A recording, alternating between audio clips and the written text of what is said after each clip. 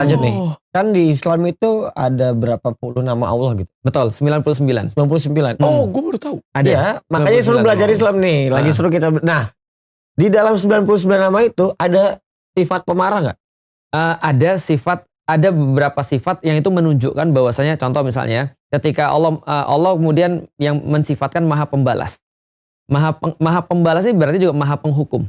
Itu ada selain daripada sifat-sifat yang lain. Jadi artinya gini, ketika kita mensifati bahwasanya Allah itu seperti misalnya bapak, aku sepakat sampai di titik ini. Pertanyaannya adalah apakah kemudian ketika seorang bapak itu kemudian memperingatkan seorang anak itu bukan bagian daripada sifat kasih dia? Aku rasa tidak. Iya. Nah, maka itu. Paket itu harus dapat kan ya. Maka ketika kita memperingatkan itu menjadi bagian daripada sifat kasih kita sebagai seorang bapak pada anak kita. Dan kemudian ketika kita sayang sama seseorang, berarti kita tega untuk menghukum orang itu. Harus. Dia salah. Nah, makanya tinggal problemnya adalah ini hukumannya selama-lamanya atau tidak. Makanya kalau dikatakan di dalam Islam, apakah Allah tuh pengen untuk menghukum manusia dengan menciptakan neraka? Jawabannya tidak. Tapi neraka hanya diberikan sebagai konsekuensi kalau ada orang yang benar-benar bandel bianget. Benar. Sudah dikasih tahu bandel bianget, ya udah berarti. Nah, makanya orang-orang bilang bahwasanya neraka adalah simbol keadilan Tuhan. Contoh ya misalnya, kita coba lihat.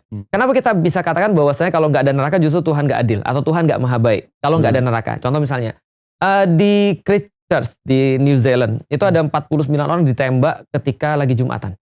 Ya itu tuh yang viral tuh, yang viral 49 orang ditembak ketika lagi Jumatan. Coba bayangin, 49 orang yang meninggal ini punya keluarga dan keluarganya ini masing-masing datang ke pengadilan dengan satu orang yang sudah ketangkap mau dihukum. Kemudian satu orang ini tentu saja ketika ditanya pada keluarganya, apa yang kalian inginkan pada orang ini? Hukuman terberat. Semuanya pasti hukuman terberat. Sedangkan hukuman terberat yang bisa di-provide oleh manusia adalah hukuman mati. Itu mas ringan itu hukuman mati menurut gue. Nah pertanyaannya berapa kali manusia bisa mati? Kali doang. Nah, sementara ketika satu orang sudah, oke, aku dapat, dia sudah mati, ada 48 yang lain. Berarti harusnya 48 kali mati dia. Betul, harusnya kan begitu. Ya. Tapi it gonna happen in our world.